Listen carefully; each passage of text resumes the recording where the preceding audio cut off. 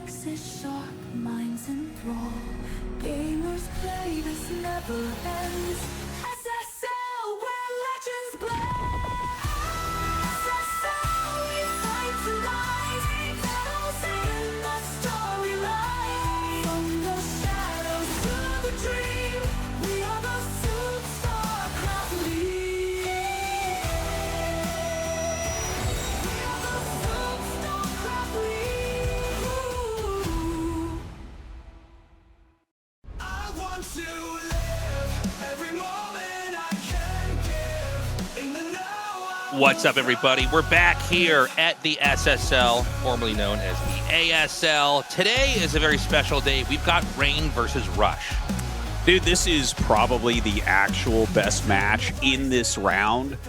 Rain and Rush, like Rain, I think is the most talented Protoss player basically ever. Like, I love Bisu and whatnot, and Snow's great and Mini's great, but like Rain is actually the guy. I just wish he wasn't such a famous streamer so that we could get better better consistency out of him. But he's amazing, and he's going up against the best overall Terran in SSL. Like, he doesn't have the championship like a Royal or a JYJ or a Light, but consistently, like, this guy is never lower than top 8.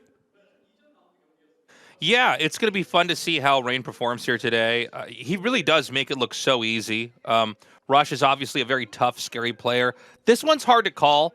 You know, as Tastosis was saying, Rain is a huge streamer here in Korea. He does a lot of variety streams. He's done some IRL streams as well.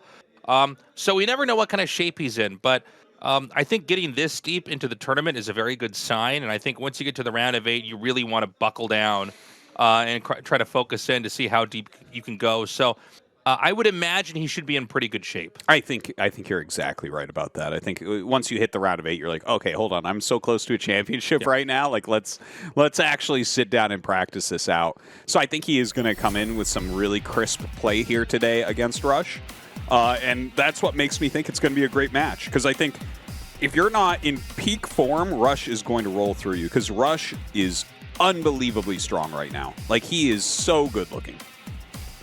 Yeah, really good at prepping for tournaments as well. Very modern approach to the matchup. Rain's playstyle has been pretty consistent throughout the years. Like, he doesn't seem to be reinventing himself. He seems to be doing what's worked for him, which is fine. I've always enjoyed watching his games. I think you look at all the Protoss players in the world, and I feel like he always has the cleanest, easiest play to understand and follow. Yeah, I think you're right. There's something about it where you're like, oh, this just makes sense. So yeah, it just makes sense. I think he's actually a great player to copy, to be honest, if you wanted to learn the game. He just has a very solid, straightforward approach. And then every once in a while, he'll do some pretty crazy cheeses, which is fun to see as well. Guys, we'll be right back. 네 시즌을 건너뛰고 다시 복귀해서 준우승을 또 차지했었던 SOOP StarLeague 개막전 대결 정윤종 선수가 준비를 하고 있습니다. 확실한 자신감이 있습니다. 네, 빈틈이 없어요. 밸런스가 무너지질 않아요. 너 공격 계속 시도해봐. 내가 다 막아줄 거야. 태클! 터졌어요. 부항의 시그니처 플레이를 보여줬으니 일단은 8강 진출!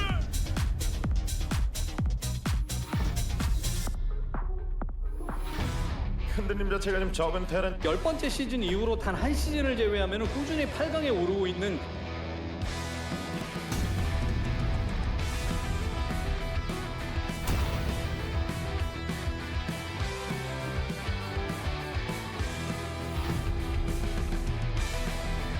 유영진 선수를 정윤종 선수가 만나게 됐습니다.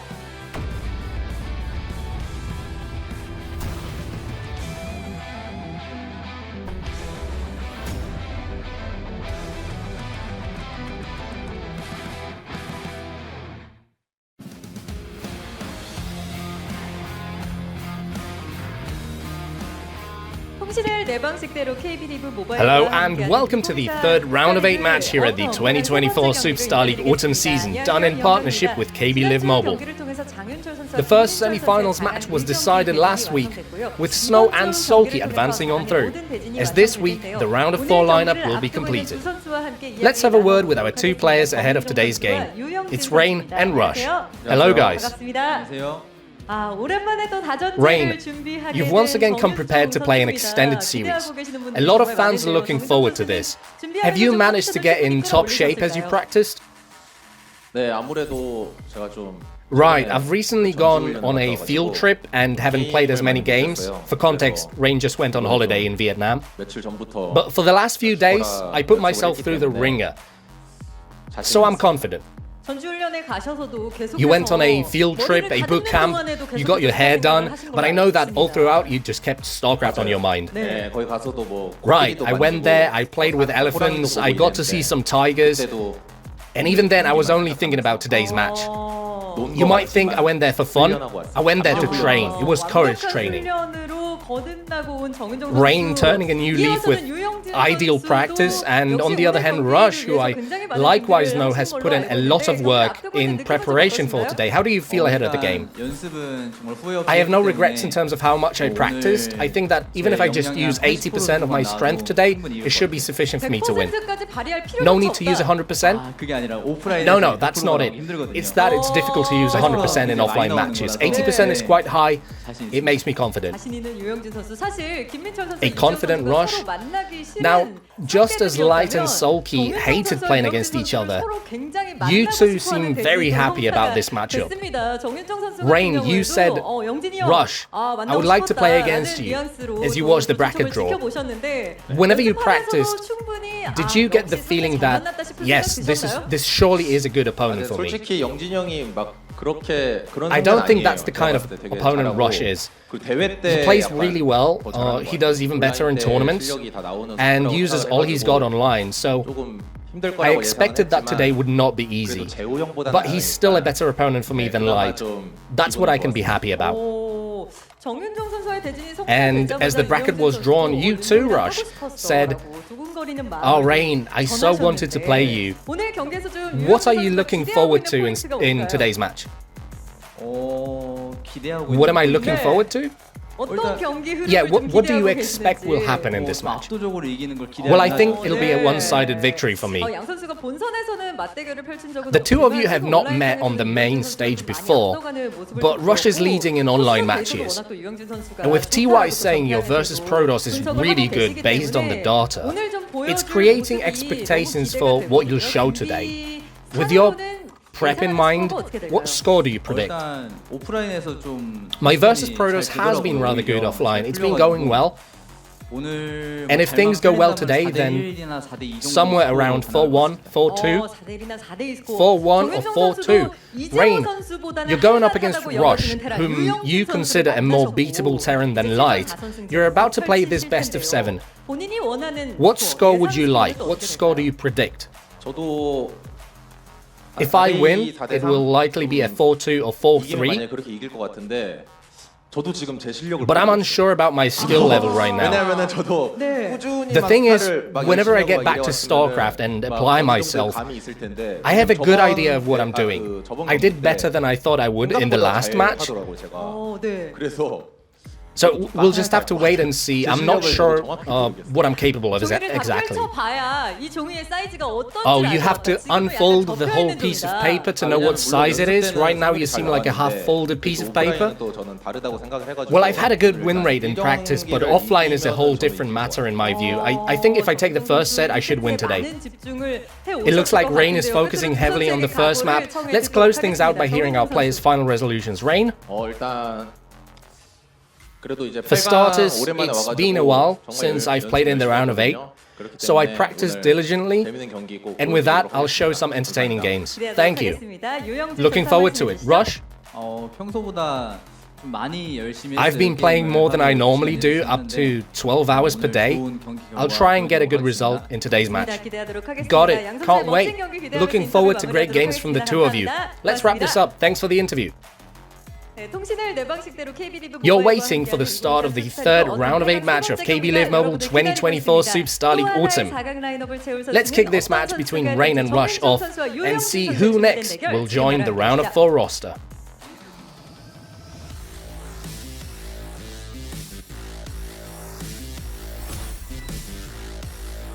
I'm so excited to get into this, man.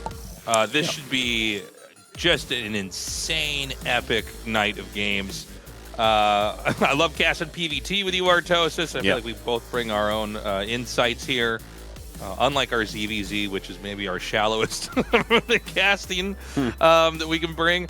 These two guys are so strong. These games should be so good. I think it's going to be a real back and forth one, too. I think we should have a pretty long night ahead of us. Yeah, it's kind of hilarious to see the map pickouts, right? So for Rain's side, he's like, okay, the 2-player map so I can offensive gas you, and then we're going to play kickback where I can make 100 Nexuses, and then we're going to play Monty Hall that is unwinnable for Terran. And then Rush is like, give me the plain maps, Radion and Pantheon and Deja Vu.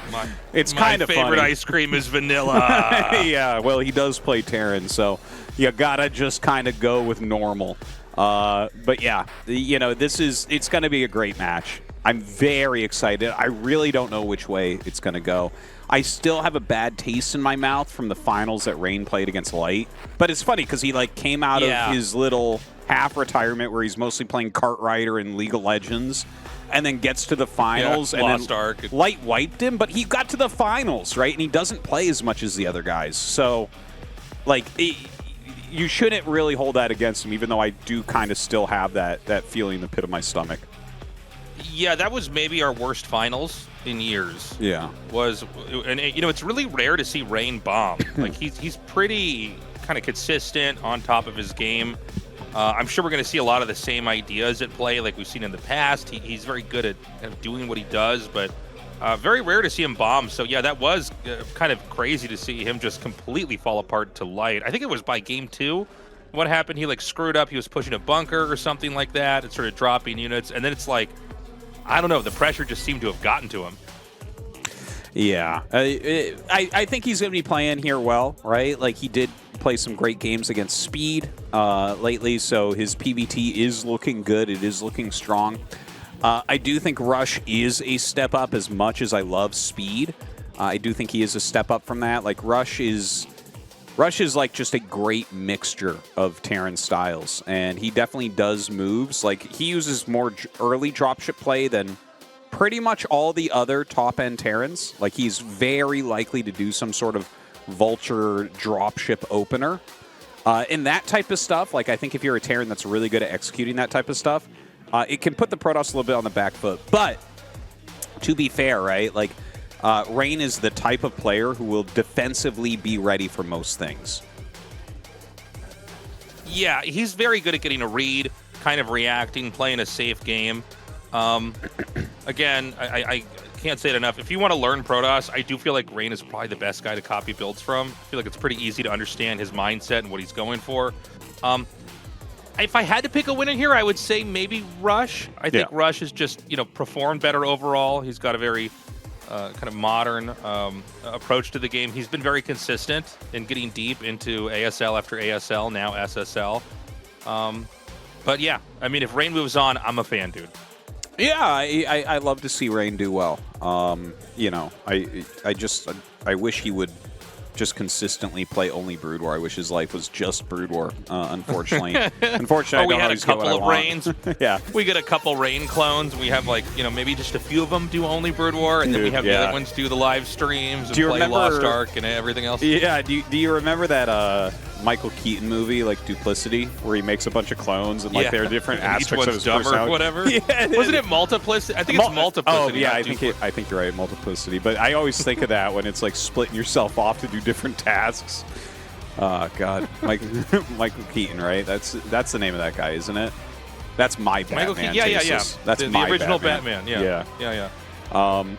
Yeah, my Batman was always Val Kilmer, but to each his own. All right, so we're gonna get Every minute, guys. Val Kilmer, the true Batman. true okay? Batman, man. There's nothing like Val Kilmer's Batman against Arnold Schwarzenegger's Mr. Freeze to really bring the 90s together. But yeah. This is fun. He's got a song called Rush here, or by Rush. I don't know, man. But I want to get into this. Like, TVP is the matchup I spend 90% of my time thinking about and practicing and watching VODs of. Like, it's really just what I dedicate myself to, because it's a hard matchup, but Rush is such a king of it. I can't wait to see what he's going to pull out. That's what I'm really excited about. What openers does he think are going to get him to the round of 4? I'm especially looking forward to the Monty Hall game. I don't want to play on it, but I'm fine seeing how pros approach it, letting people way better than me kind of just show me how it's done. We're probably going to have a gas steal to start this off on this map, but we'll see. We could also have a proxy gate, although that's been a little bit out of style in maybe the last 2.5 years. Guys, we're going into this, again, a best of 7. All of the round of 8 is now best of 7. Rain versus Rush. Let's go.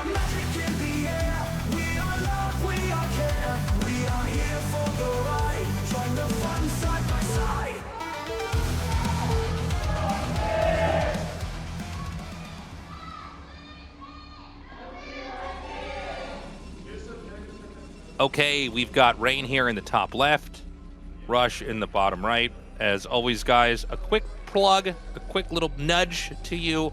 Consider signing up for the Patreon. It's patreon.com/ASL English. You guys are now directly supporting Tastosis and myself and the team we have here to make this go on forever. We couldn't do it without you guys. We don't get any money from SOOP, formerly known as Africa TV. So consider signing up, whatever you can afford. We appreciate it. We love you guys. Thank you so much. Yes, thank you guys. And thank you to the Protoss player in the audience with that giant neck tattoo for showing up here today. It's funny. The one thing we know is he doesn't play Terran. Okay, so yeah, there are no Terrans with neck tattoos. No, those are not. There's no Venn diagram where those both overlap. No, it doesn't exist. Could be a Zerg. It's a possibility. It's a possibility. If so, he gets the speed upgrade every game very early. So look at this sneak move from Rush. What is this? Oh, I think he's going to go command center first. No, okay, so he actually throws a barracks down. It looks like, is he trying to make it look like he's going command center first? What in the hell is this? Yeah, so what I thought was going to happen is he was going to steal the gas and then throw a CC down. Obviously, that's not what's happening. Look, Rain is actually checking his main. Yeah. So why would you make the barracks there, though? Because now the probe can come harass it, and you have to pull another SCV. Yeah, it looks like a terrible idea. If there's a proxy gate, you're in trouble. If there's a proxy gate, you're in trouble. I mean, the probe gets up there. You saw Rain checked everything, and he's just going to make a nexus because there's not really a world in which this is scary. I don't know, Tastosis. I don't know why he would do this. Because look at this. It's like so much harder to defend. I feel like normally we're pretty good at knowing sort of why he would do things in the game. I don't really get the hidden barracks at all. I think maybe it was to scare him into not going Nexus first. I'm not sure. There's two things that come to mind. Number one, he must have thought that Rain was more unlikely to find it than not.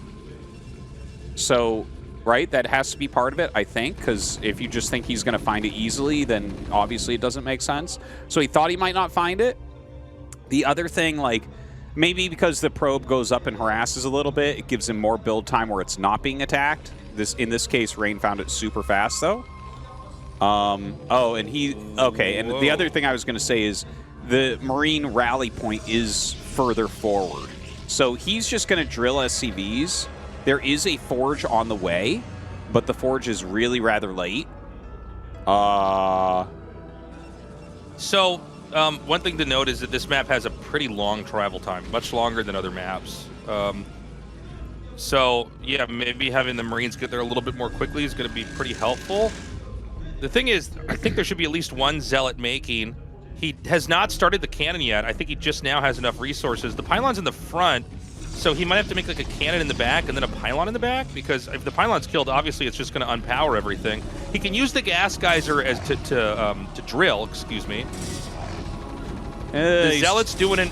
He's taking a lot of damage on that Zealot. The Zealot's going to be popped pretty quickly, but if he gets the cannon up, like the cannon's just out of range of that bunker, which is really, really important. And not sure if that's a secondary cannon or a second pylon. I think it's probably a second cannon. I think it's probably a cannon as well, because You don't have, the pylons build very fast. Like, you can just start one a little bit later here. And it looks like he's just going to go ahead and hold this. And that should be a game victory. Oh, it was a pylon, by the way. Yeah, that's it. I mean, the gas is still not been claimed back. It's hard to emphasize how ahead Protoss is. I can't say that I necessarily blame Rush for doing this, but you know, the whole reason why Rain would even go Nexus first after a gas steal is because the travel distance is so long. So from here, you have to remember, first of all, a lot of SCVs were killed. The SCVs that were sent across the map were not mining. Sure, Protoss was also you know, doing their very best to defend with their workers and did lose a little bit. But, I mean, you're going to be on 2 Nexuses for so long. Rain is going to be so vastly ahead in this game that without kind of taking all the hype away, everybody, this should be a pretty impossible game from Terran here. Yeah, yeah. If you start the command center, the second the Nexus finishes, the Protoss gets up by like 5.5 probes about, right? That's like the build time. So that's kind of the problem inherent in this, is like you're rushing that whole time. He did kill some probes, but he also lost some SCVs. I guess, you know, a factory's coming down. He saved his Marines, which is like a pretty big deal because that's going to make it that no Zealot pressure can come or anything like that.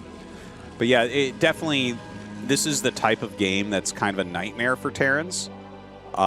Rush kind of knows the types of things he needs to do here, and he's got a lot of Marines, so there's certainly going to be some pressure coming out. I think it's pretty clear. If Rain goes like Reaver quickly, he should be able to parry any push that comes out of Rush, right? Like, the only thing I could see going wrong is if he just makes a 3rd Nexus and is like, I don't know, I have like 4 Dragoons, and then like 2 tanks come with all those Marines, and he gets in trouble for that.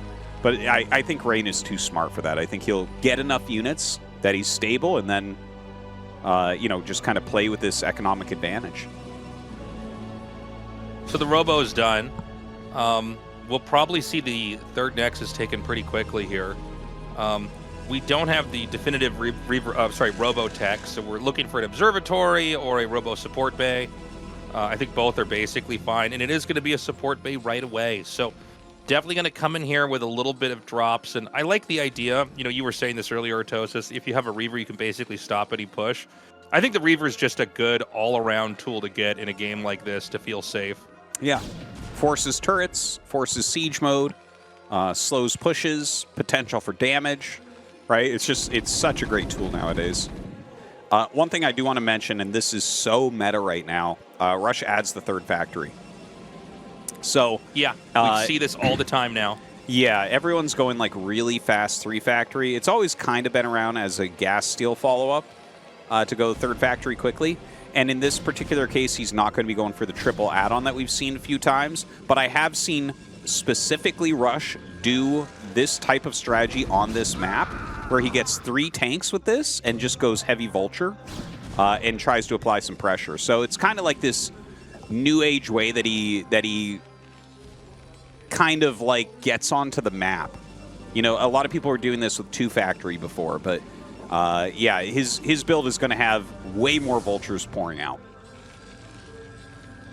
So that Reaver is now out. I think we're going to have this 3rd Nexus thrown down in a second here. And, you know, this is just going to force some honesty out of Terran. You know, the game really feels very, very different once you have gone for Nexus first and the Terran has, you know, got the command center up, because nothing has come out in a normal order. Okay, hold up. This shuttle's going to spot that. Now, any shots he can get with that Reaver is going to be pretty big.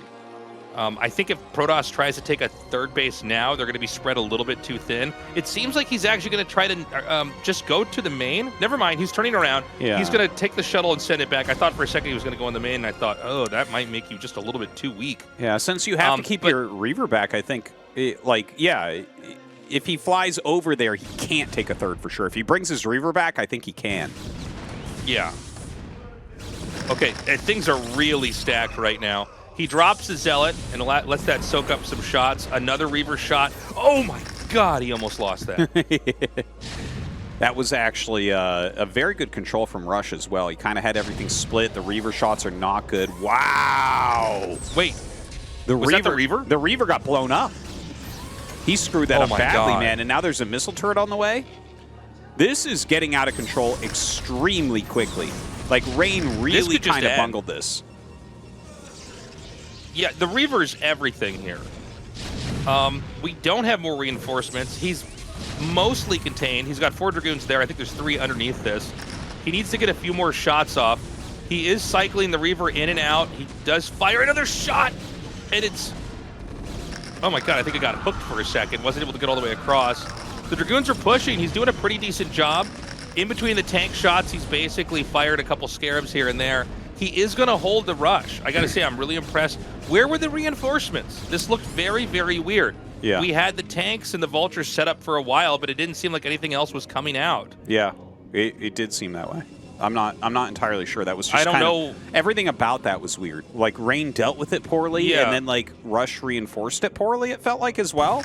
It did seem to me like he should have had a few more units in there, like at least 3 more Vultures. We saw as we popped back that he had 2 tanks pop, so I guess he just happened to switch to a tank round. At that point, he may have delayed as well because he added like 3 factories super, super fast here. And, like, you know, if he goes for, like, a 6 factory follow-up, which it's kind of looking like to me, yeah, he is going into 6 factory. I wonder if that can work, because he killed one of the Reavers, and he killed a lot of Dragoons. So when you put those things together, it's like, okay, well, the 6 fact starts to look pretty tempting at that point. Right. Well, he's got... Man, he's done a really good job controlling that Observer, just barely not getting killed by anything here. Well, the 6 gateways are up. We've got the Citadel done as well, so Zealot speed is being upgraded here. And this is just going to come down to how well the Terran can actually push. When you see a lot of Vultures out, it's generally better to stay back around your Nexuses and not just be all over the map. But we're seeing some Goliaths get made as well here. Oh, man, he's got to be careful with these Dragoons. Having hull damage on these is going to be really painful later on. I mean, you really want to have full HP on those Dragoons so they could soak up any extra damage. Now a couple Vultures running in. Going to see if he can get a few probes. Good pull there from Rain. Good SimCity as well. He is going to go ahead and parry that. And Rush is just starting to try to push out. He wants to make this area open so he actually has some freedom to decide what he wants to do. But I got to say, I think you just have to make your 3rd command center. I think any timing that may have kind of been, you know, the thing is you start something like this and you can't always tell 100% if you're going to be able to push or not, but I'm looking at the stats that we have here. Look how far behind Rush is.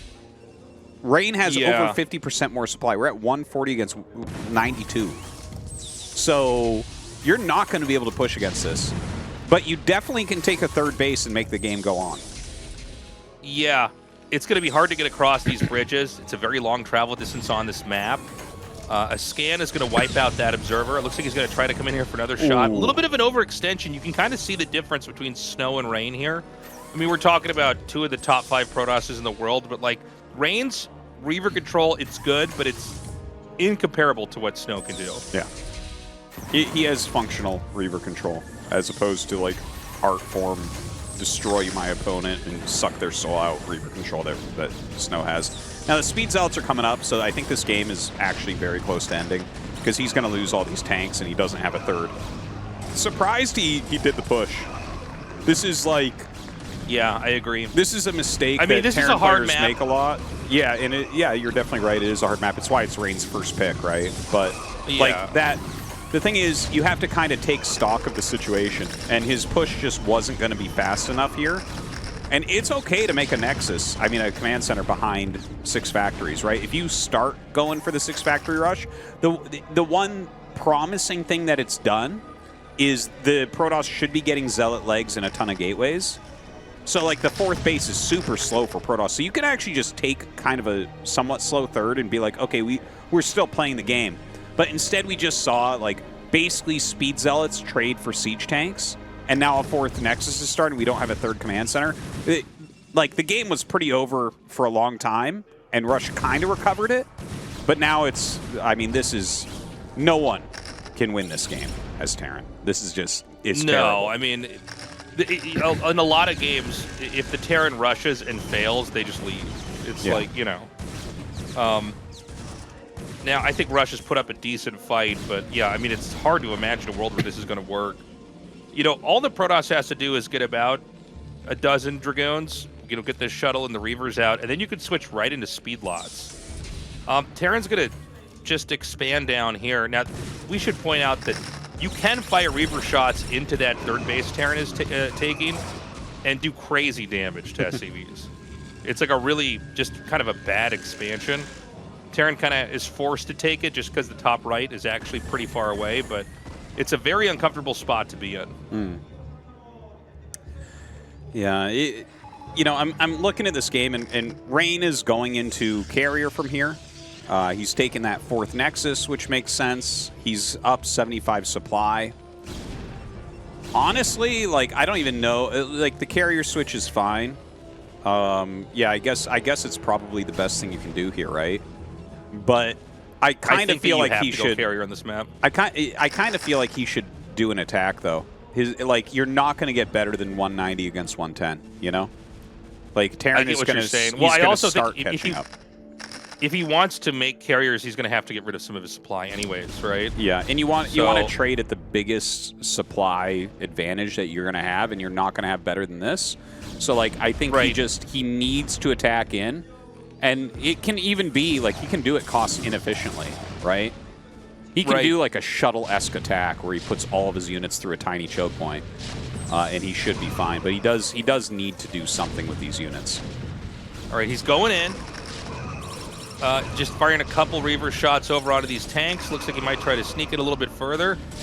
He might end up actually losing the Reavers here. This seems a little bit messier than I think it needs to be. So he does trade out some supply. He did drive the SCVs away. He's kept his Dragoon. I mean, once the Zealots die, whenever you do these attacks, you want to pull away. You don't ever want to attack in if you don't have any Zealots. It's like, let the Zealots do their damage, then just walk it back, make more Zealots. Kind of do that over and over. It looks like there was an attempted counter push here. It's a little bit weird seeing these Reavers without shuttles. But that's what we've got. So he's trading out a little bit of damage over there. It doesn't seem like he's able to push through that 3 o'clock base either. So a counter push is going to be coming up here. But again, I think that Rain, you know, 2 rounds of gateway units and he should be good to go. Exactly. Just don't waste the units you have on the map. Stall them out slightly. Make those 2 rounds you mentioned. You'll have a ton of Zealots at that point and just kind of plow through. And, you know, it's going to get really hard for Rush to maintain. Look at this, 170, 110 again already. And I mean, the attack that Rain did was pretty damn inefficient. Like, it was a good entrenched position. Imagine how different this game could have looked if on those 6 factories, instead of walking over the bridge and losing everything, you just made a 3rd command center. It's like, this is a mistake a lot of Terran's players make a lot of the time. How many losses? Like, that's how you lose with Terran most of the time, is attacking. Like, you have to find your timing, and it wasn't. He just didn't find it this game. Okay, there's so many Dragoons here. You actually can just keep attacking, even if it's only Dragoons. You know what I said earlier? It's okay to attack if you have that many Dragoons versus that few tanks. We could talk all about that 3rd base that Terran could have taken, or, you know, how the Terran pushed, or, you know, was Rain's Reaver control really, you know, up to snuff? But I think the only thing that really matters in that game is that it was Nexus first, and Terran failed with the rush. Yeah. Almost impossible to recover from that. Yeah. Yeah, it made it really, really tough. And he actually, like, Rain really miscontrolled when that 3-tank push came out. Really miscontrolled. Like, he lost a Reaver, he lost a ton of goons, and I mean, his 3rd base was kind of slow there, considering. A lot of things went wrong, and he still was able to just kind of bully his way through. What a weird opener with that barracks in the natural, though. What was that all about?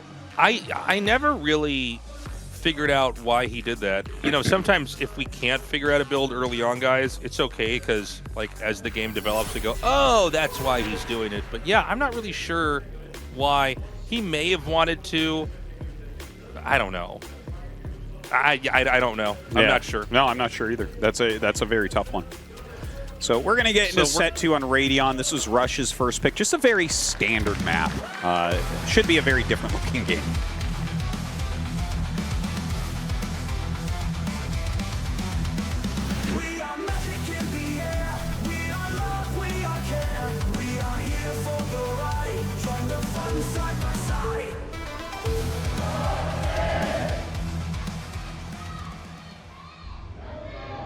Okay, Rain in the bottom right, Rush in the bottom left.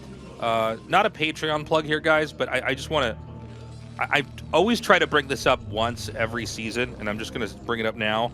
I know that sometimes you guys see the length of a VOD, and you know, it's long or it's short, and then you go, oh, I feel like part of it's already been spoiled.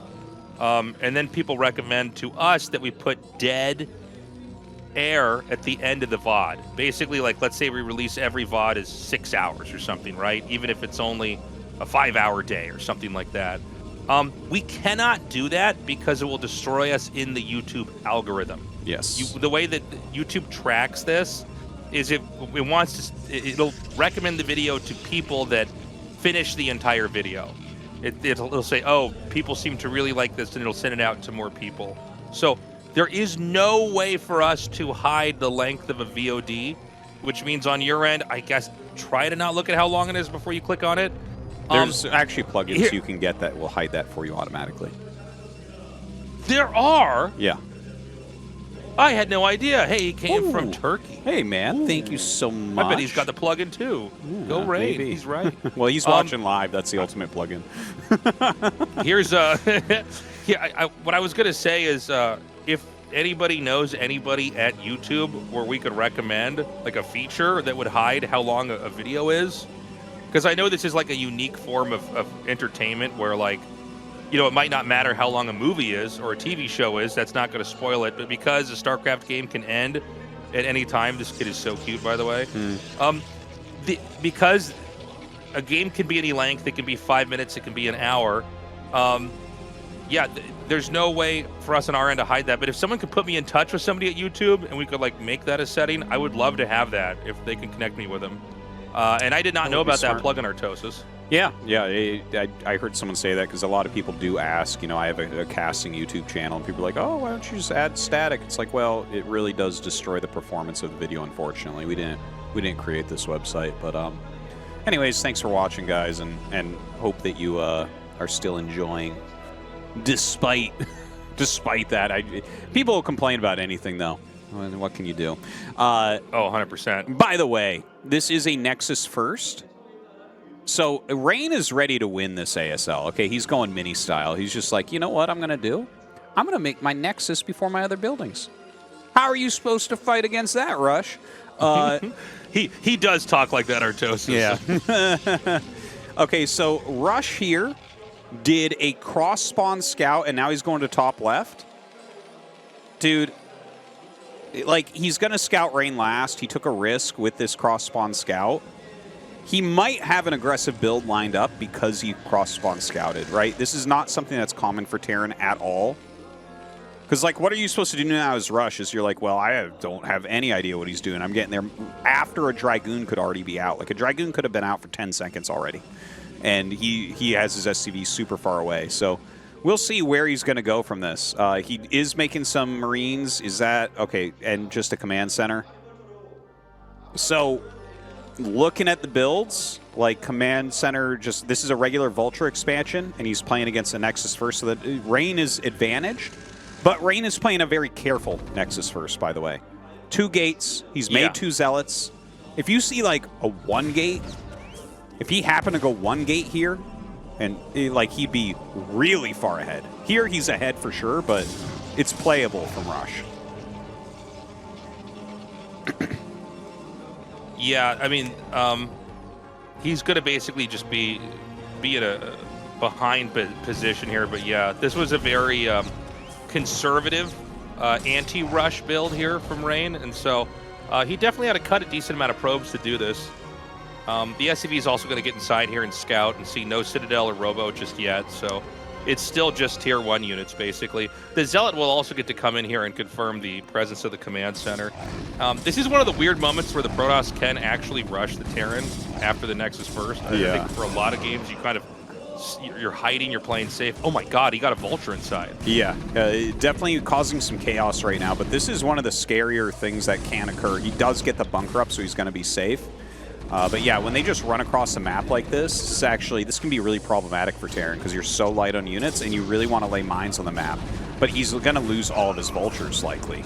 right? Like, look, Rain is really trying to get that Volt. Oh, it just gets pulled back. Really good repair. Really good micro here from Rush. Yeah, and this is just slowing everything down right now for Rush. It is unfortunate these Dragoons are going to be picked off, but just not having these SCVs mine is so good while you're just cranking out so many probes over here. The Dragoon's going to get through, and the SCVs were pulled away, so he can keep doing damage. That Vulture should be fully repaired. There's 2 more Dragoons on the way right now. I got to say, it's a tough game to watch from Rush's perspective. Yeah. Honestly, it looks so counterintuitive when you're looking at it. You're like, well, he went Nexus first. Why is he just right-clicking his units across the map?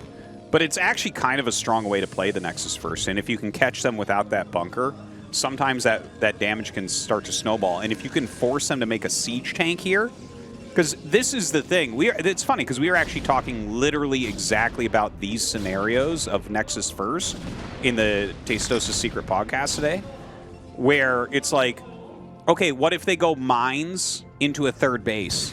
Well, if you do this kind of, like, dare I say, apish move of just moving your units across the map without any upgrades or anything and just trying to do some damage, sometimes you can, like, force a siege tank and suddenly they can't go for that quick third Nexus. Or quick third command center, rather. Yeah. So it's going to be Reaver Tech once again. Kind of unsurprising just looking at the way this map is shaped. You know, you can really easily drop Reavers right in their worker line at their natural. And he's going to be on 2 bases for a little bit. So the mines are going to be spread out. Protoss has basically been pushed back into their base and now has no idea what's going on. We just see Rush combing the map with his Vultures to make sure there's no surprises out here. Yeah, and I think we're going to see that Reaver come out, Observer right after that, and then the third Nexus.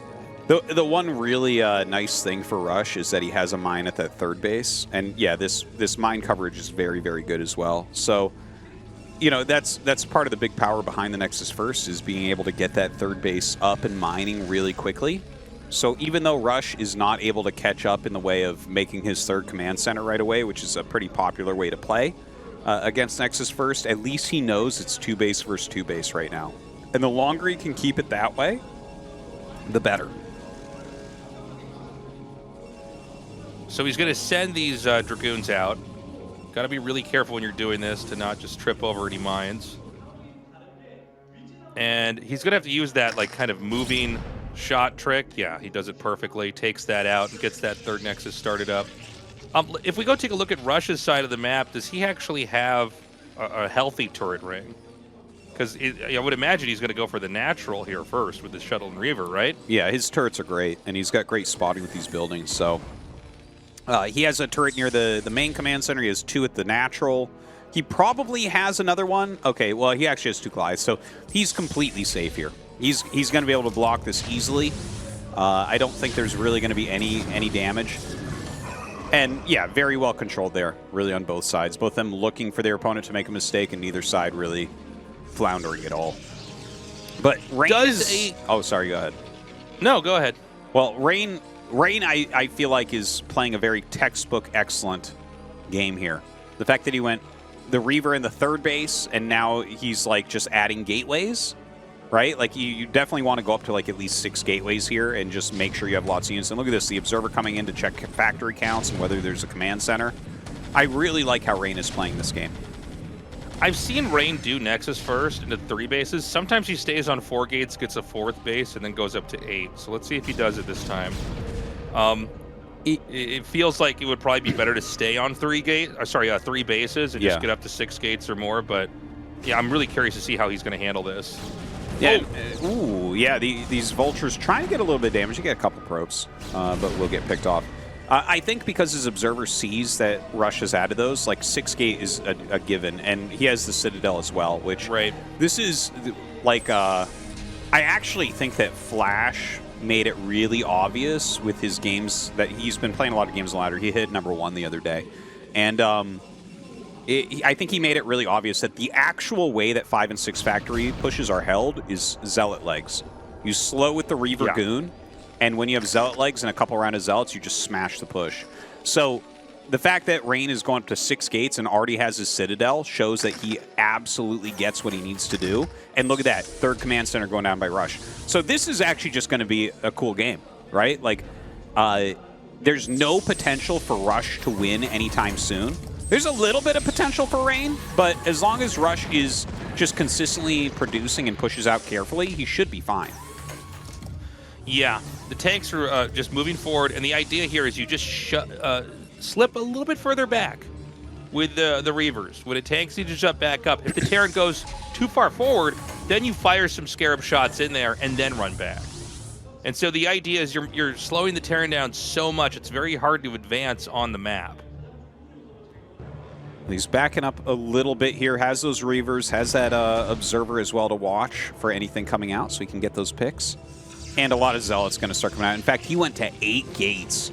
So that's like, he has an army that, or he's going to make an army that would absolutely crush this if this moves forward. Now, luckily for Rush, he did start the 3rd command center this game. And I don't think Rain actually knows, right? There's no Observer over on that side of the map. What Rain actually needs to do here is make a 4th. Like, it seems to me that he really thinks Rush is going to attack, and Rush 100% is not going to attack here. Okay, so he's going to have the Shuttle and Reaver come in over here. He just wants to see if there's maybe a command center or something he could snipe that, would be in the process of being made. That CC is going to land. And does Protoss want to bust your Artosis, or is it better to just take 2 more bases? It's better to take 2 bases, man, 100%. 100%. But he's going to try it anyways. Runs in with these Speed Zealots, kind of getting them on top of some units, but there's plenty of Vultures here. Yeah, the Reaver's getting mostly picked off. And he's going to continue to try to put a little bit of pressure on the Dragoons, but as soon as Siege Tanks walk up, he just has to run away. Like, I don't like moves like that, Tasteless. Like, he killed a few tanks, and that's great. And he's actually catching some of these Vultures, so that's nice. But, like, as Rush, this is what you wanted him to do, because now the 4th base is super, super late. And look, he's even going. He knows he has to make a 4th Nexus. Oh, if he had gotten that probe. We're in a different world, Tasteless. We're in Rush's world if he gets that probe. But, like, Rain should be able to save that Nexus. I don't think he has to cancel it. But, like, this is exactly what you want from as Terran. You want them to have been like, I think I'm going to attack you here. And then they just, like, lose a bunch of army and their 4th base is late. And suddenly the supply stays even. Like, if Rain hadn't done that, if he had recognized, he's like, okay, well, you're taking an additional base. We'll sit on these units. We'll make 2 Nexus. And he'd be maxed right now, by the way, with 5 Nexus. Instead, we're at 170 with 4. Oh, he's going to go just try to fly right through here. He's going to unload. Oh, okay, here comes the Psy Storm. What's in the other shuttle? Is that a Reaver then? I think it's a Reaver. Play? Yeah, yeah. Oh, that's kind of crazy. All right. I like this. Wow. I like the idea. Can I tell you something? I've never quite thought of this drop combo. I've seen it where it's like, one shuttle's full of Zealots that you dump out to hit turrets, like when they fly in the main, and the other one has the Reaver. But this is really cool because he's actually getting all the way. Oh, that's too bad. The idea of just storm dropping there with, like, let's say 2 Templars, and then just using that to tank, because you're going to get rid of the Templars anyways, fly into the main. I really like that. That's a really cool idea. I haven't quite seen done. I've seen it done, Tasteless, to my own self, and it's a good move because there's less likely to be good defense against Reaver in the main base at that point, and the Reaver's just, like, harder to clean up. So it's, like, kind of further away. But yeah, a good idea there from Rain. He doesn't actually get very much damage. He's still going to be maxed out. He's not mining from a 4th base, though. This is one of the main things that we can take away from this game. Like, right now, their mining is basically the same. And 156 against 195 is completely fine for Terran. Like, you can't attack, but you can actually, like, start to get your 4th base, you know? Like, if I'm Rush here, I start the 4th command center. And the thing is, he could try to gear up for an attack as well, but he's playing against Speed Shuttle Psystorm, and I don't like that as much. Like, you're giving Rain a lot of opportunities for cost efficiency if you try to do an attack soon. So he's gone for double Robo. The way this map is shaped, it's pretty hard to get in the main after they take the third. Once you have your second and your third, that's almost like this organic ring of defense around your main. So there's just not going to be a lot of places to drop. There's not going to be a lot of places to attack in. I would almost go so far to say that Protoss shouldn't attack here and should instead just make gateways in both mains. 100%. Because, yeah, only because I think if you attack it, you're going to trade so poorly, it's going to be nuts. Yeah. Yeah, this composition that he's gone for, the double robo, like speed shuttle, Psystorm, gateway unit type thing, it's really good at chaotic battles. It's terrible breaking entrenched positions. It's the worst build that Protoss has for that. Like, Arbiters are better, Carriers are better, Gateway Man is better because it hits earlier, right? Like, this is kind of a teched out build where you need them to be clumped up, and there needs to be a lot of action. I love the fact that he's gone up to 6 Nexus. I love the fact that he made those gateways up there. He absolutely should just try to whittle things down as they come out and just keep making Nexuses. Okay, so Terran's going to have to be on the move now. Both players have capped how many units they can have at the game. Oh my god, he's going to go in. Kind of crazy. Kind of crazy. This is... Look at how many units Rush no has. way. It's just, yeah. Look at how many shots were just tanked onto that barracks. Yeah, now he can remake this pretty quickly. Yeah, the drop got cleaned up, which is kind of nice. And yeah, Rain pulled back after the Zealots were dead, so he saved his Dragoon army, which is really important. And it's okay to kind of trade a little bit, right? Right now he's just gone up to 6 Nexus, so it's 6 Nexus versus 3 Command Center. So you can definitely trade a bit inefficiently. Like I said before, I prefer a 4th base here. Oh god, okay, so this is where it gets scary. There's a lot of pressure on Rush right now. He either has to do a full-out attack, or he needs to get his 4th base up and control top left. Yeah. What is this? There's a lot of What? That's not the number. This is a I think we need 11 Templars here. This is a 2008 tasteless PVZ right now with those high Templars sitting there. I did make too many Templars, man. There's just Templars everywhere. One storm for Normally every you Hydra. want like one shuttle. Yeah. This is just too many. I mean, I guess you could. I don't know. He's going to start more sending Dragoons. them. Right? Yeah, yeah. Yeah. Imagine the Vultures get a hold of those. Oh my god. Oh yeah, that's a gold mine right there. Imagine one EMP hitting that, you just smile. So Rush is pushing forward towards the center. Okay, now the right play here from Rush, in my opinion, is get that 4th base set, and I like the kind of forward position here where you're starting to choke the map up, and now it's putting a little pressure on Rain. Rain's like, do I attack this? Do I wait for him? Is he going to leapfrog forward? Should I try to get in here while he's clumped? And, like, what you do is you just kind of sit here and see, like, are you going to attack? Are you going to waste? Okay, you're not going to waste. That's okay. Maybe move up a little bit. Send some units towards top left. That type of thing. But just choking out movement from Protoss is incredibly important. So you just need to get a couple storms off over here. And you know, sometimes it looks like one storm hasn't done anything. This will add up over time. Rain is continuing to manufacture a crazy amount of units. He's got the gateways up. This is sort of the classic endgame scenario TVP where if the map can stay the way it looks right now, only adding probes to that top left base, but if the map could stay looking basically like this, Terran will run out of money. Oh my god. Absolutely. Yeah, I guess when you go double robo, you can absolutely do this. Why not? That was a mind drag into those SCVs, I think. Yeah. Oh, man. Oh, it's a Templar shot at bazooka. Yeah. That was crazy. Now, I think he just figured out that top left has been taken. If Rain just kind of has some cannons up there, some high Templars, maybe a DT or two, that type of thing, those positions become really hard to break. And look at this. He's just starting to bomb in. He's got so many bases here. Like the Suicide Storm drops really, really good. I think, you know, Rain, you know, that one attack on 3 bases I think was quite weak, but he's gotten some good drops off here, and like just having all the main bases makes it really hard. Now Rush has one army that it's like one army to rule them all, right? The amount of siege tanks he has is somewhat absurd.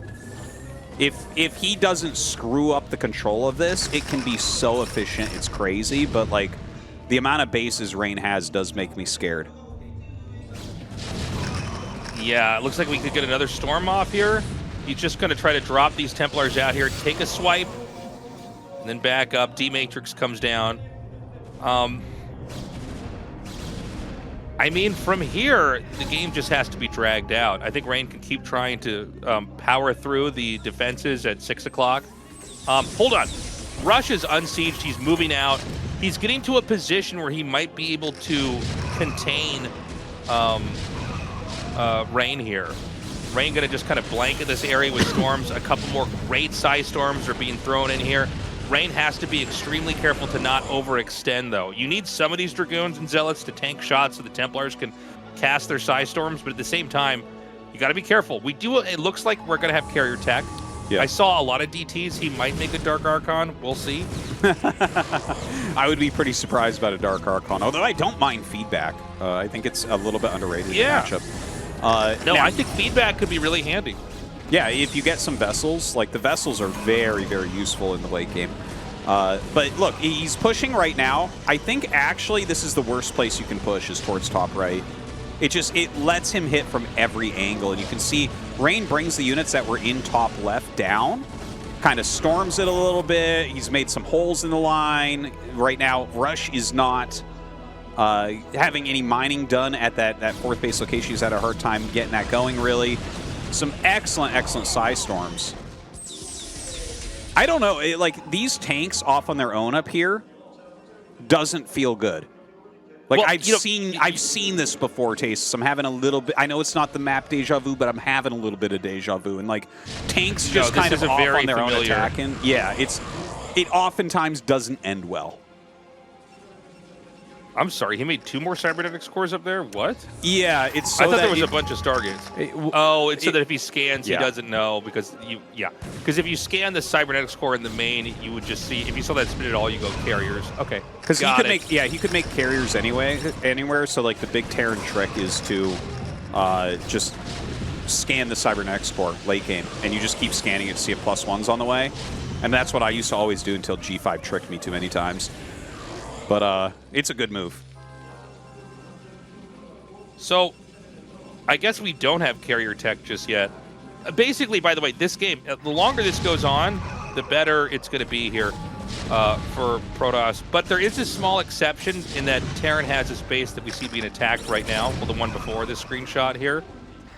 And as long as Protoss can keep Terran off of this, it's going to be Terran on 4 bases, which will eventually dry up. It takes a long time to do it, but you go on for long enough, you can actually kind of close the game out. Yeah, if he can keep miners on that 4th, and he can keep miners on this 5th, 5 base TVP, that's like an ancient Chinese proverb meaning infinity.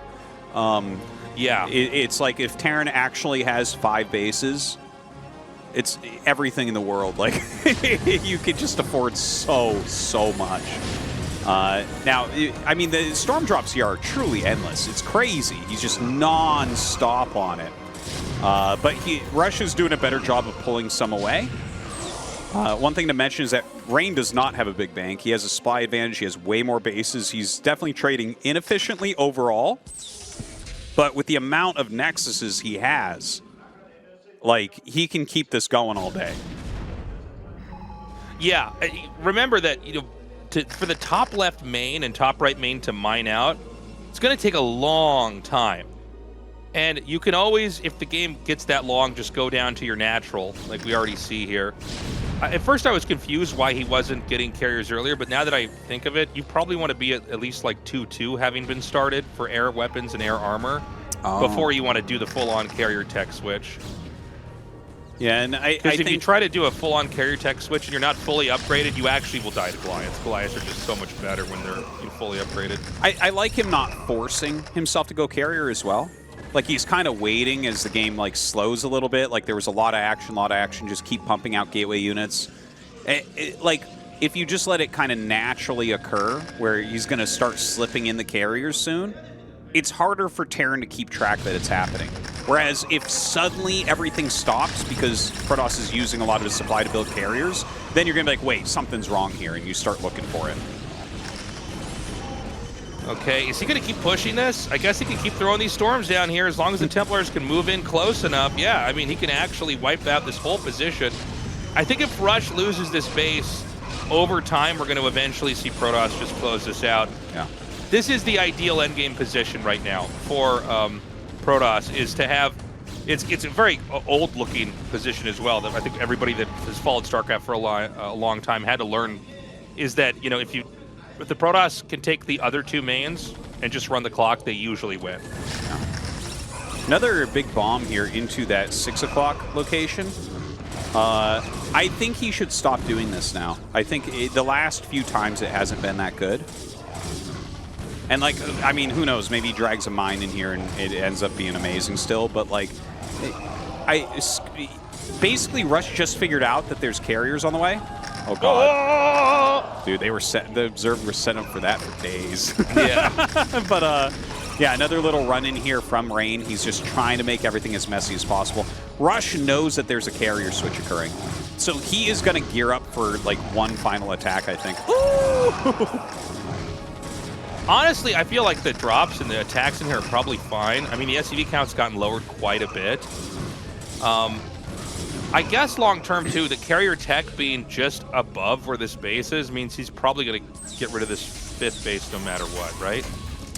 I would say so. Like, once you see a carrier switch is coming, you just have to gear up for one really, really strong attack. And that's where I think that the drops might be, it's too much win more, and more like, okay, if you're bringing the game to a head by making 3 carriers at a time, right, your opponent only has a few minutes to respond to that before the carriers are going to take the game away from it. So, like, just kind of keep your units together, slow the army as much as possible, get your carriers out, and I think that's going to make the best position possible. Right? Like, this is one place that we see Protoss sometimes lose, is during the transition to carriers, because it's the weakest part of any Protoss versus Terran game. It's like right when you take Nexus first and right when you're switching carriers. Those are the 2 spots where Terran's like, okay, this is a real opportunity for a victory. Yeah, until you have about 4 or something like that. Another push in here. You know, he's just going for wherever the rest of the army is not, and it's slowly working, you know. A couple more storms are going to come down here. He's going to try to push these Templars up into the main, and Rush is going to hold this. But as long as the game continues on here, eventually there's going to be enough carriers that it's going to be a real threat here. You know, 4 is the number where you can start to take fights, basically. I mean, with 2, you can at least, like, go attack a turret and then use that to let your shuttle and Reaver get in. Yeah. That's always a cool little technique. But when you get up to about 8 and then 10, you can't really be killed. Like, it's kind of absurd. The efficiency of the carriers is unreal. They outscale the Terran mech, right? Like, if carriers didn't exist, you could just turtle push the entire map every single game. Carriers are what don't allow that, because it's like it does. Once you get up to 10, 12 carriers, like, just mech doesn't beat it. So the carriers right now, they are doing a little bit of that harassment as the number goes up, and he's going after that 5th. In the meantime, Rush is pushing top left. He doesn't have a lot here, but this setup is so hard to push through. The combination of photon cannons at the top of a ramp as well as Psy Storms, it just, like, takes a lot of time, a lot of effort. Yeah, he is going to eventually get up there. I'm sure we're going to have some DTs made here as well. I think this is about 6 carriers, something like that.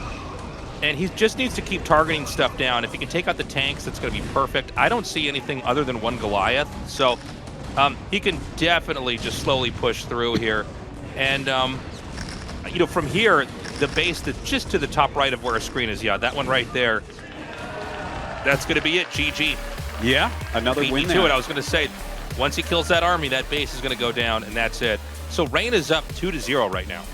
Yeah. I mean, it was a good win. I still disagree with the 3-base attack he did. That definitely opened the game up for Rush, but he did some good drops on the 4th base. Rush was kind of slow taking the 4th base, if I could be honest. I think you got to get that down really quickly. But I think Rush lost the game with the attack towards top right. That was the moment that he had an advantage, You never want to attack cross like that because they literally are rallying out of 3 positions. In my opinion, every single time, go towards the main. That's most of the production, that's most of the gateways.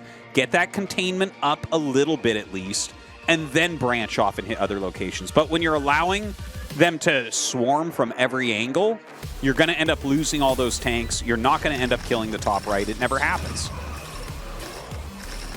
Taking a quick look at the replay here. Trying to figure out which part of the game this was. Basically, Terran just gets spread too thin here. The option to go for carriers in the top left main is actually so smart. I think a lot of people would have just done it in the bottom right. But I think the fact that the carriers are up here and it's already a really entrenched position that's hard to get to, it basically makes it impossible to expand in there while you're attacking. So there was this period in the game where it looked pretty scary, like maybe Terran's going to be able to just kind of camp in the top left and soak up enough resources that it is a game where maybe they can win. But in the end, the fact that he had the carriers there meant that he could lash out at those bases at the top left and defend that spot. Yeah, that was well done. And I love the setup of the photon cannons, the Psy Storms, all that. It's just, it really is difficult to break. And yeah, you can see how low that SCV count was, by the way. Rain was really spending a lot of resources keeping that down. 47 is a pretty bad SCV count. That's like a 2-base all-in SCV count. Yeah, and it's all because of those storm drops that happen over and over and over there at 6 o'clock. Because, by the way, 6 o'clock was not going to mine out anytime soon. No. In case you're wondering, like, do you want to attack SCVs or do you want to go for the command center? Almost always you want to go for the command center. Just kill that off. Oh, yeah. And you know, now they have to get a whole other command center over there. You've stopped all mining. Anyways, guys, we're going to go to a short break in this best of 7. Coming up next, guys. Sorry, kickback for game number 3. 틀에 박힌 건 그만. 구속은 사양할게. 부담 없는 게 좋아. 통신을 내 방식대로. Live my life. Live M.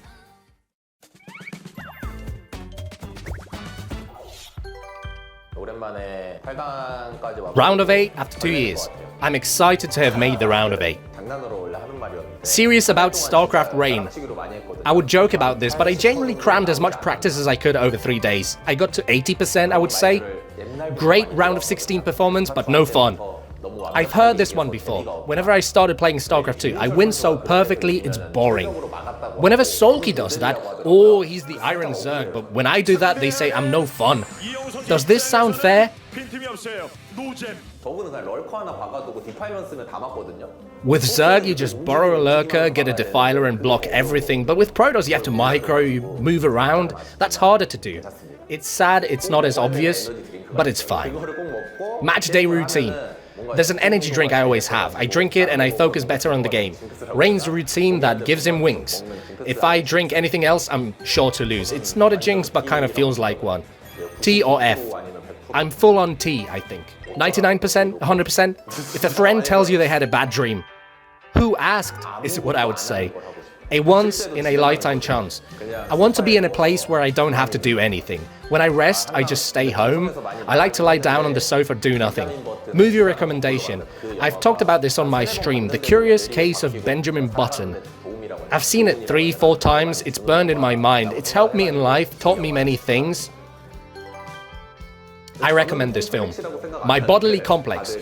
I don't see it as a complex, but people tell me I have short legs. Upper body freak, they call me.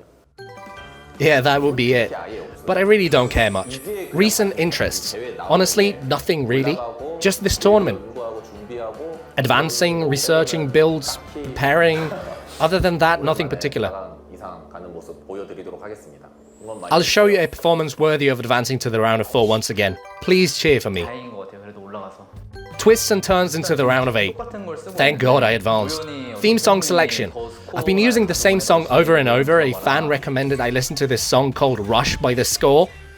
Same theme song choice since ASL Season 14. I listened to it and it felt pretty good for a theme, and the title is Rush, so I've been using it. Match day routine. I don't eat. I usually try to get less sleep. I think I just follow the same routine as whenever I stream. Favorite dish your wife cooks?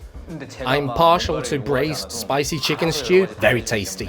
Even if I don't ask for anything specific, she prepares everything herself. I always enjoy whatever she cooks. Movie or drama recommendation?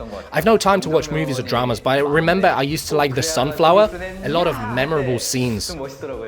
Was that absolutely necessary? Oh, that was a cool line.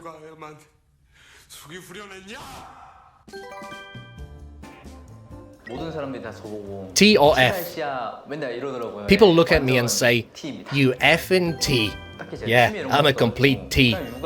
Recent interests. I don't have any specific hobbies, just looking after my kids, streaming, improving my gaming skills, just these three. Favorite color? My daughter says I like blue. Why did she say you like blue? Because Daddy Shark and Baby Shark is blue. Show you're proud of your kids. Haru is pretty and very energetic, and Hai is almost 100 days old, sleeps well through the night now, and is very pretty. I'll prepare well for each and every match, and make sure I advance to the round of 4. Thank you for waiting, everybody. We're back. It's time. More PvT here with Rain versus Rush. Gotta say, I'm a little bit worried for Rush. I think Rain's looking extremely solid. Yeah. Two really good openings from Rain. I mean, game 1 kind of over almost before it started.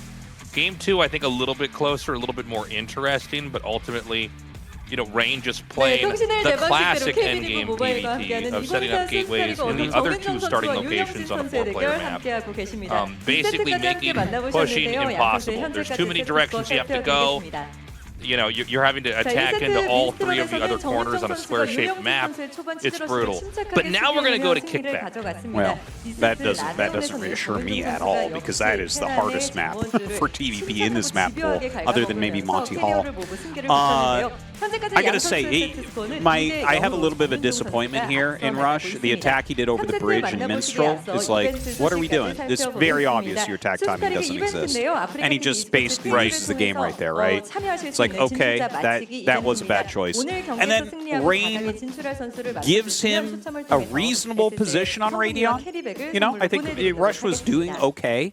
And he attacked cross map. And that, like, that's a lesson that every Terran player eventually learns in these situations where they're taking every base. It's like, okay, well, the games where you attack cross map, you're just not going to win, because he's coming in from all these flanks, all these areas. It is not a good way to attack. You're attacking the furthest away thing with the most angles for your opponent to come out and get you. So I feel like he really made some poor decisions in his pushes. And if you're going to make a poor, you have to attack right in TVP. You have to, or you're not going to win. Yeah. So we need to see him tighten that up. Terrans can be really deadly if they attack at the right time in the right way. And that could force Protoss to basically be relying on counters or that kind of keep away style. I think Rain did a great job with the side storms there, kind of edging in, storming, then running back. And, over time, it's really hard to keep your whole army repaired. There is a limit on how many things you can do in a Brood War game. For sure. That's a good thing, by the way. Yeah. And certainly having all of your units re-repaired over time, it's just not going to happen. So the storms really do just eat away at the Terran in a way that's kind of crazy. So, look, Rain is halfway there. I'm not saying that Rush can't come back, but these were 2 pretty dominating 2-0 games. So fingers crossed here for Rush. I really hope he can turn this around, but kickback structurally is just a very difficult map to play on. It's very hard to get a 4th base. Yeah. You do get your first 2 bases basically for free, although they have half the amount of resources in them. Anyways, guys, game 3 starting. Let's get into this on the map kickback.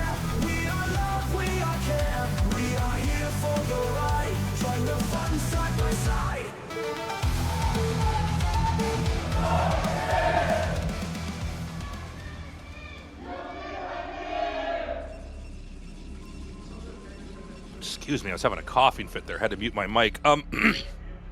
Okay, we've got cross spawns here. Rush in the top left, Rain in the bottom right.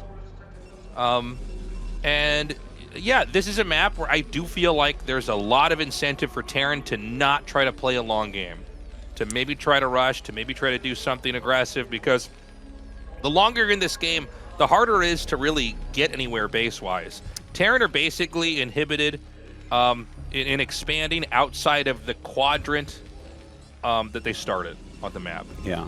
It's true in StarCraft 2 as well, but to a smaller extent. Terrans eventually, you know, after we got past about a decade of StarCraft 2, they did figure out how to basically go split map in TVZ. But in StarCraft 1, it's pretty tough to actually, in this matchup at least, ever have a Terran that has half the map. And if they get half the map, then they've won. But usually it's not ever going to happen. Yeah, it's a very rare situation. You know, there's like this weird old idea that Terran is like the king of late game. It's completely the opposite. Like the Terran race is all about timings. You have to line up a very strong timing attack. There will be a window where you can get stronger than your opponent, but it's not late game and it's not early game. And Terran have to win with pushes. Yeah, and that's part of the problem of kickback. There's no timing that exists on kickback because your two bases, like every expansion, just runs out really quickly. So I have seen and played so many games here where it looks like the Terran's winning, and then the Protoss stalls just slightly, and then Terran runs out of resources. So in my opinion on this map, if you're going to play this map, you have to take your 3 bases quickly, and then you have to quickly take a 4th, and you literally have to just keep expanding, because otherwise you just run out. You run out, and like Protoss, all they kind of need to do is continually make nexuses and kind of like counterattack, just run around your army. Don't give you the good engagement. So we'll see if this game plays out in that way at all. But yeah, like timing attacks, just you think about how like they might. Like, let's say that you do a 3-base timing attack, right? We don't see Terrans win through that too much right now. But when you think about those games, it's like it can be a nice, close, well-fought game, and then Terran wins. Okay. But, oh god, a DT rush. But, like, if you think about how close those are, now what if he runs out of minerals towards the end of the push? Well, he's going to be screwed, and that's what happens on kickback. But all that aside, Rain is going to try to bring this game to a head a lot quicker. He is going for a Dark Templar rush, and that's kind of sneaky, kind of tricky. You don't see that too often. But you do see it from Rain, actually. That's one of the funny things. He does his PvP a lot. He does it PvT a decent amount. And so the idea here, I mean, obviously, you know, invisible units are good, but the idea from the Terran's perspective is that the Terran assumes it's going to be at least a quick expand, possibly a double expand. It's in fact neither. Oh my god, this SCV. He needs to block this. He does a great block and drives it completely out. So you got to remember that when you assume that they're expanding, unless you're doing an all-in or a rush, you're going to need to expand yourself. And so this DT is super fast. It can make a beeline across the map, and it could just kill him. Yeah. Outright. I mean, if you're not ready for the DT right away, you will die. Yeah, that's this could be a very scary thing, and you don't know what he's going to do with the mines as well. Like, they might just go up at expansions. There's actually, like, something that Flash said in a guide many years ago, where it's like, don't get too fancy with where you lay mines with a Vulture expansion, right? Like, because people just want to make like an arc to see the shuttle come out. They want to put it on all the expansions. But at the end of the day, like, the reason this build evolved is because it can be so safe by laying mines in the path to your base so that nothing can get you.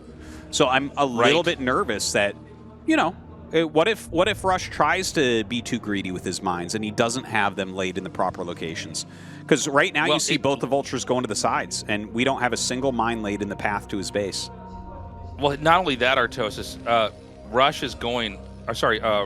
is going around the path. He went up, and he's going to not move through the middle. So if you were to have them in that path, it would seem like the DT would just go around it. So I said it was a beeline. I was actually a little bit incorrect. It's going to be at a little bit of an arc, kind of a rainbow pathway. And I don't know if he's going to have anything to stop this. Okay, he sees the mines. He should now see this DT. Uh-oh. Now he didn't prevent it from getting inside. And Terran's double expanding. I don't see an engineering bay. In fact, okay, he actually, did you see his head? His head just lurched forward. Yeah. So he actually had not seen the DT back there. Yeah. He went triple command center. He has, like, you just have to lay mines down and hope that Rain is bad enough to walk into them. This is, like, the game is almost lost right now. This is so much damage. 5 SCVs, and it's going to be a lot more than that. And a lot of lost mining time. And all of his resources are put into trying to get this out. And he's actually following him in the path. So he's basically saying, okay, if you're going to move all your SCVs, I'm going to send this out. Oh, my God. He needs to... Oh, my God. He got through. That's so bad. Because I think 1 DT you can actually handle. Yeah. 2 is a little bit of a different story. There is a turret being made down here. Okay, I think if he just goes for the turret, I think he'll kill it. What is it, 4 hits from a DT to kill a turret? Okay, he gets that one. But, dude, like, having the second one in, it's, like, so painful. And Rain doesn't even have his third Nexus yet. It's kind of funny, right? Like, he's not actually being too greedy on his end. Oh, a shuttle? Oh, man. Oh, my God, a DT drop. That's why he didn't do it. Yeah, he was putting the money into So his he shuttle. just says, yeah, because, you know, think of how often in your own games, guys, you've ever been DT dropped after just having DTs rush you on the ground. This is kind of a cool idea because you basically think you've almost weathered the storm. You just have to, you know, in this cat and mouse game, catch this one Dark Templar that eventually you can, you know, isolate with turrets or push into an irrelevant part of your base where there's nothing of value there. But now he's got the shuttle DT. So now you can dodge scans, you can bait out mine shots. Yeah. I mean, this is kind of crazy. It's an insane amount of damage. An insane amount. And, like, look, he's like, burning down depots at this point. Kills that depot. It's 39 of 38 supply. He just keeps making turrets. The thing is, even if he cleans this up, even if this stops, right? He's so far behind. He's unable to even produce SCVs. Yeah, he's just going to GG. Wow. I can't blame him. That's a rough one. I gotta tell you, man, that was a really smart opening. That's so good on that map because the one thing Terrans know they can do is they can at least take 2 bases right away. Yeah. So the fact that he hit that as well as he did, watch out on the ladders. Guys, for this whole week, for the Terran players, just get your turrets early. That is going to be all over the ladder. Another thing is you could take Flash's advice and just instantly lay mines as your mine upgrade finishes. If you instantly lay like 3-4 mines on the path into your base, like, it makes you safe. Yeah, it's not scouting as much. The way that a lot of Terrans lay mines right now is very greedy, and we just saw Rain completely punish that. Right? In older days, those mines would have been in front of the natural. But of course, the mines being in front of the natural for a long time makes the DT rushes very, very rare. And now that they've been rare for so long and everyone's laying the mines all over the place to scout for greed, suddenly Rain is like, well, we'll just bring that back. Very good planning. Yeah. You can't really say much more than that, right? Like, great planning there from Rain, and he picks up the easiest win of the day. Yeah. I mean, I'll tell you what, the most painful part of that game was watching the barracks land and the DT slip underneath it. Yeah. Because I think we would still be in that game had he not done that. And I love the shuttle follow-up. When he realizes, okay, like, the first DT has gotten through, but I can't, you can't just keep making DTs to run across the map. You're going to lose them. To just put him in a shuttle and continue the damage is genius because there's no way to get 3 bases set up. Yeah. Well, let's put that behind us. We're going to go into Pantheon. Pantheon's a great macro map for Terran. Has some good timing attacks in there as well. Hopefully Rush can bring it together.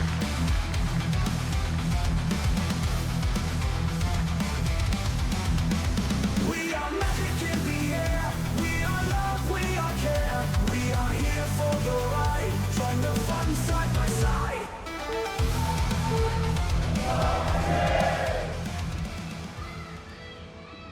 Okay, cross spawns again. Rain in the bottom right, Rush in the top left. And Rain so far, I honestly, out of all the Protosses we've seen Rush face, he is having the hardest time versus Rain. For sure. Rain seems, his play style is really good. It does seem like in any best of 5 or best of 7, Rain always does at least one just straight up super fast DT rush on the ground. You know, it makes me also wonder how could a DT drop opening, just a straight up. Is one base DT drop still a thing? I don't actually do DT drops that much. That's not a thing at all. No, it's not a thing. Like, as soon as someone actually doesn't take the Nexus, like, you get everything. You know, you're just like, okay, this is silly. Like, you know, you build some turrets and you lay mines in your base, and you know, it's just like if they're not making that. Oh god, he's going BBS. Oh wow. Well, let's hope it's a Nexus first again. Well, yeah, we don't have the gateway yet, but we have enough minerals where we don't know. Oh my god, dude. Go gateway first. Well, here's the thing. Okay, I do want to point out you can actually win with BBS. You can. Gateway opening. Yeah, it does come down to the oftentimes very circumstantial layout of the Protoss's base. Yeah. Like, I've tried now to just always have a base layout if I'm going to go one gateway that is sort of safe versus BBS, because I've lost a lot of games to this. So here's the math on it, because I encounter this a lot, because there's so many Terrans that rush like this. You have to get at least one Dragoon out and have Dragoon range finish, and you will win the game. Yes, that's very true. Yeah, it's literally it. You can lose almost all your probes. I'm serious. You can lose almost all your probes. Yeah. But if they can stop Dragoon range from upgrading, you're going to be in a big, you're going to have a huge problem. Now, as I was saying that, I realized this is actually Pylon, Gateway, Gas, Pylon. Yeah, I'm sorry, Pylon, Gateway, Pylon, Gas. Excuse me. So it's going to be at least 2 Zealots, so that's like already pretty much a hard counter to this. Yeah, this like, is just this. It looks like it's going to be a 4-0, and like, yeah. I mean, you already have Zealots out. A Zealot, you need at least 3 Marines for, and then you start mixing in probes. Look at this: second gate, a shield battery, Rain doing all the right things, making all the right moves. All he needs to do is put a pylon or a probe, that probe out on the map, near some minerals, so he has line of sight to drill probes. Yeah. And He's as doing long that as you right do now. that, Look at the. yeah, and he'll have a positional hotkey set up there so that he can very quickly drill if need be. But look at this. He comes out. Rush knows he's in trouble here. It's been a tough day, and it's not going to get any better for Rush. I mean, he's going to be able to close in on this. Let's see how he controls it. Sometimes we see players misstep, and it gets really bad. But God, the way that Rain just pulls through here with a really beautiful surround. The probe spread's really nice. There's a lot of damage being distributed. The 2 Zealots are killed off. The probes dive on the 1 Marine, and now there's 1 more left, and he does get that. He's going to bail. There's a 3rd Zealot out. I don't think he has to have any more workers pulled. And remember that, you know, even though the Zealots can basically, you know, sandbag progress in the rush, once Dragoon range is done, you will have so much better range versus the Marines that you'll just never die. And basically, you'll just die to a Dragoon push. Yeah. So I'm 100% certain he's getting range. Yeah. There was actually checked, but there was a game, I think you and I casted it, where Light got Rain down to 3 probes, but range finished, and then Rain just killed him. He had like 2 or 3 Dragoons and just killed him. I think we did. Yeah, I think that's how it was years ago, but like I've literally seen that happen with Rain specifically. Now, there's a lot of Marines here, so like don't let this get your hopes up, guys. This is not going to kill Rain. He pulls the Zealots back. He's got a shield battery. The next 2 units to pop out will be Dragoons. And he's like Tastosis said, the range upgrade is just something that these will not be able to overcome. Yeah. And he's getting Zealots for now because they're going to come out a little bit faster. They're a little bit cheaper. And, you know, he's probably squeezing probes in here every once in a while. He popped out 2 more Zealots, man. Isn't that crazy? Yeah. What? I'm surprised he made more Zealots. Yeah, I'm a little surprised, too. I don't really understand, but, I mean, I guess this works, too. maybe he just feels like all you got to do is get the Zealots. Wow. You could also go deep. You could also just go DT, be making Zealots like that too, and spend all your gas on Yeah, I guess so. I guess. Yeah, you can kind of do what you like. we clearly both Tastosis and I feel like there's one way to beat this, but yeah, I guess that's another way to do it. You just have your second gateway done. You just make Zealots. Rain gonna be feeling really happy, man. We thought this was gonna be long and dramatic. This was maybe the most one-sided series we've had. And by the way, the build order rotation from Rain was so good. Super fast Nexus builds at the start, and then what would have been basically the middle of the series, had Rush taken some of the games, would have been a very conservative opener with, you know, Zealots out. What exactly does Protoss want to do when they do that build? Because that's not an opener that I know at all. Oh, the multiple Zealot opener that we just saw? Yeah. Well, I think just trying to put on pressure. Yeah, I think you basically, like, he scouts after Gateway with the probe, and then the Zealot will go in the other direction. And if it's like a gasless expansion, you can put some pressure on, and yeah, you're just kind of looking to mix it up with some early engagements. And as long as you don't waste your Zealots, I think it's pretty good. But yeah, this was a pretty one-sided series. I'm a little bit sad, Tastosis, because honestly, I came in today really excited to see some great builds from Rush and everything. And what I saw was two poor decisions made as far as pushes go. The mines being placed in greedy locations and being punished by DT. And then just the complete gamble of BBS. The complete, like, you're looking for Nexus first. We don't see it that often. Yeah, because we don't see it in pro matches because, like, you will win versus Nexus first, but, you know, it's maybe like a 7-3, 6-4 matchup against for the Protoss. Yeah, against, like, any build that's not Nexus first, it's terribly losing. Like, it's terribly losing. It's just not... It's garbage if you don't really think that they're going to Nexus first. You're really looking to catch it. It's kind of like... Can I tell you something, Tastosis? Yeah. He actually... I didn't even notice this when we were casting it. He never mined gas. Oh. Yeah. Yeah. I mean, I see it now at the top right. That's... So the way that he handles this is just to stop everything, make a second gateway, and only make Zealots. Mm-hmm. I've learned something. This is a very cool way that he approached it. It seems very clean and very sensible. I guess the idea is that if you're going to have to use probes to defend, don't even bother with the gas. I guess you don't have to cancel it, but you just keep making Zealots. It's a 2-gate Zealot rush versus a 2-barracks Marine rush. Like, the 2-gate Zealot rush will win. I think not a single ounce of gas was mined this game. It definitely looks that way. Look how few SCVs that Rush had. He was at 7 SCVs for, like, the entire game. It's just barely enough to get Marines out. Yeah, you just go completely all in with a build like this because, again, it can't recover. There's no coming back from a game like this. It's like you have to catch... He's mining gas now. You have to catch your opponent going Command Center first, Nexus first, Hatchery first with this build. Everything else is like an auto win against it. It's kind of crazy. It's just not that good a build.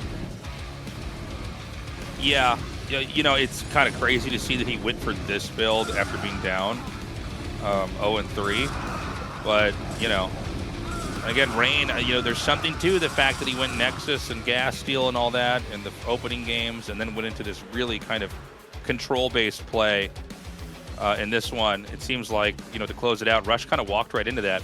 Guys, we got an interview. Let's see how Rain is feeling. And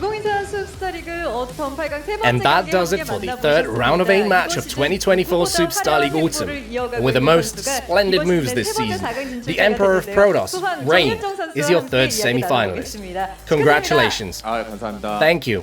Thank you. A landslide 4-0 score to net you a seed as you move on to the round of 4. In the pre-game interview, you hinted it might be a 4-2 or 4-3 if you end up winning. But in a twist, contrary to your own expectations, this truly is your day, as everything seems to have gone as well as it could have in all of those games. How do you feel? Let's start with how happy I am to win. I honestly did not imagine I would win 4-0.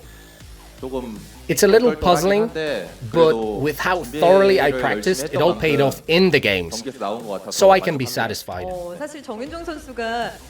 In all seriousness, you've not had the best track record, the best memories in extended series against Terran, which must have felt like a burden going into the match.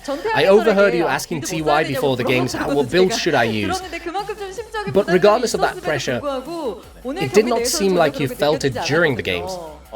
아무래도 좀 However you look at it, playing against Terran on 4-player maps is tough, so I prepared builds for the remaining maps, and on 4-player maps, I aim to improvise. So I asked TY, and he didn't know what to say himself. So I said, alright, I'll just do it myself. Your battle plan for the first 3 sets was very impressive. From the moment you built cannons and blocked Rush's cheese in Game 1, did you get the feeling today is doable? I originally prepared to stop it without building a forge, but during practice I did not have a situation where the Terran built the barracks in the natural. I thought, it's a tournament, the barracks is in the natural, so the Marines will come quicker. I won't be able to defend without a forge. It was an on-the-spot decision. Good thing I managed to stop the attack. A decision made in the heat of the moment that turned out advantageous. Let me ask you about Game 2 on Radion. You were very persistent in nibbling away at the Terran's resource lines in that set. Is this style of fighting where you gather up lots of Templar to stop the Terran in the middle while harassing his mineral lines something you felt was a favorable way to play? Did you feel that in practice? I originally prepared for a different mid-game on that map, but my hands worked well in Game 1. I thought Rush's response to Reaver and Templar wasn't as good. I changed it on the fly. But it's a style I play on the daily, it was fine. I don't know, when I played it in practice, I would lose. I think the reason it worked today is because it's a tournament. You're something different in tournaments indeed. In Game 3 you went for Quick Citadel, Quick Dark Templar. You were quick to block the scouting SCV with your Dragoon. Wow, what a quick response, people said. Did you think this Dark Templar build, this Dark Templar rush would work as well as it did in Game 3? I didn't think it would end like that. In practice, I would end up doing some damage and then it would get blocked. I'm as amazed as you are. I had not expected that. As I've already said, you are on a truly breathtaking journey this season. With you securing a seed as well, there is nowhere to go but up from here. Your round of 4 opponent will be decided tomorrow, as you know. Will you once again play an extended series against Terran, or will you play Hero, a Zerg? This match between Sharp and Hero is ever so important for you now. What do you think? They're both honestly great players, but the guys on the other side of the bracket are scarier. I'm fine with whoever advances. As long as I practice hard, I can win. Rain has some newfound confidence in himself when it comes to extended series. Any words of thanks for your fans and colleagues? This season, some of my streamer friends are always showing up to the studio. They'll be happy with me winning here. And League of Legends streamer Lee Sang-ho also showed up. I always lose whenever he's watching. I bet he thinks I can't play. I'm happy to have proven otherwise today. I practiced thoroughly with Mind, Sag, JYJ, Royal, Mong, and now, well, he doesn't stream, but Flash helped me as well. I was able to win thanks to my colleagues. Thank you. And big thanks to my fans for lending me their support. They're saying that I've done well to make the round of 4.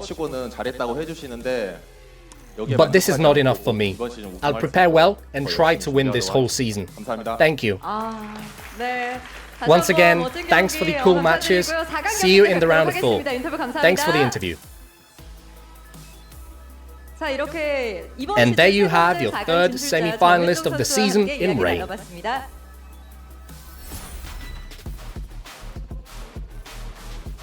Well, there you have it, guys. Sorry it couldn't have been longer. Sorry it couldn't have been closer. But I think the big takeaway is watch out, Terran players. Rain has completely leveled up his PvT. You know, this is a guy that we always talk about his PvP. He's basically the best in the mirror matchup. His PvZ has looked phenomenal, very straight up, very solid. But the fact that he was able to do this to Rush, I think is a sign he can basically take on any Terran player. Yeah, it certainly has to be. Rush is an amazing Terran, but did not have the greatest series today. Honestly, that might be the end of Terrans for Rain on this run, because our next matchup that's coming up here, Tasteless, is going to be Sharp against Hero. And I really favor Hero in that. I just think that Sharp's TVZ can't stand up. As good as Sharp has been playing lately, Sharp has looked like one of the very best Terrans in the world as of late. I guess he always does, but like even a level beyond that. Yeah, I don't know. I fear for Sharp in tomorrow's matches. It's going to be interesting. I think Sharp has a shot, but I would definitely agree with what you said, Artosis. He's just Hero. There's these points in time where I'm like, no, only maybe 3 or 4 people can really beat Hero in a series. Yeah, like he's looked so good. Has a very comfortable play style, where it's just like I don't. Every time I cast him, I'm trying to figure out what he's doing wrong or what the mistake might be or like what's the Achilles heel here, and I can never find it. Yeah. He just looks so perfect, and I'm having similar experiences here with Sulky. Absolutely. So we're going to have one more TVZ to close this out. This may be a Terran-less round of 4. Be ready for that. But look, man, next week, Snow and Sulky, oh my God, I could not ask for a better match. I think if there's one player who could beat Sulky, it's Snow. His PvZ has gotten so top tier. And yeah, Rain will face off against the winner of Sharp versus Hero. I think probably Hero. But look, Sharp has really been surprising everybody. He's come out looking, frankly, better than I think he's ever looked before. Yeah, if Sharp is able to take down Hero, he might take down the whole tournament. Do not ever underestimate this man's Terran versus Protoss. No matter how bad that matchup can look, he's got his own kind of aggressive style. But his Terran versus Zerg is a bit bland. I have to be honest. He plays it like every game is the ladder, and some of the when he does kind of teched out builds, they never seem to be that good. They aren't like Royal level where you're like, okay, this is a killer build for this match. He'll just do some sort of tank push, and you're like, I don't know, man, like that normally doesn't work, and it didn't work again. So I love Sharp to death, but Hero is just another level. Yeah. Good luck to all the Terran players. For Sharp's sake, I hope we get a Terran in the Final Four. It would be nice to have one PvZ and one PvT. That would be nice. As we go into this. You know, curious, man, who's going to be, assuming that Sulky gets to the finals, you know, could we have a Sulky Rain finals? How insane would that be, Artosis? That would be amazing. The two best players, you know, the guys who dominated in StarCraft 2 went back and then dominated in StarCraft 1 in a finals. That's wild. Yeah, that would completely blow my mind, honestly. If we get the Rain Sulky finals, it's like, wow, these guys are really, really the best players at this point. I would love to see that. I think there's a very good chance we could end up seeing that as well. But yeah, guys, thanks again so much for supporting us on the Patreon. It's patreon.com/ASL English. Anything else, Tasteless? Consider signing up for the Patreon, guys. We need your support. We love you. And we'll see you again soon. We're going to be recording this next match in 24 hours from this one, so it'll be out right away. Bye-bye.